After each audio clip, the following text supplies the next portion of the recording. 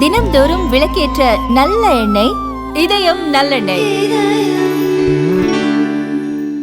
India தற்போது உலகின் வேகமாக வளர்ந்து வரும் முக்கிய பொருளாதார நாடாக திகழ்ந்து வருவதாக மத்திய நிதியமைச்சர் நிர்மலா சீதாராமன் தெரிவித்துள்ளார்.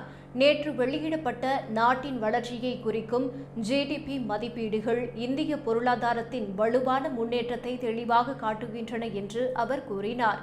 2025-26 நிதியாண்டின் இரண்டாம் காலாண்டான ஜூலை, ஆகஸ்ட், செப்டம்பர் மாதங்களில் மொத்தமாக இந்தியாவின் ஜிடிபி 8.2% வளர்ச்சி கண்டுள்ளது.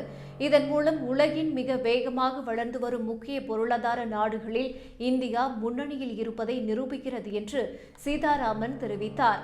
அதே நேரத்தில் நடப்பு நிதியாண்டின் முதல் 6 மாதங்களில் ஜிடிபி வளர்ச்சி சராசரியாக 8% என பதிவாகியுள்ளது.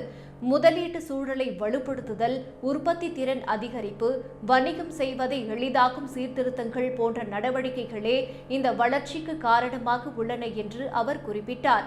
பிரதமர் மோடி தலைமையிலான தேசிய ஜனநாயக அரசு இந்த வளர்ச்சி வேகத்தை உறுதியாக தக்கவைத்து நீண்டகால பொருளாதார முன்னேற்றத்திற்கு ஆதரவு அளிக்கும் புதிய சீர்திருத்தங்களை தொடர்ந்து செயல்படுத்தி வருவதாகவும் நிர்மலா சீதாராமன் தெரிவித்துள்ளார்.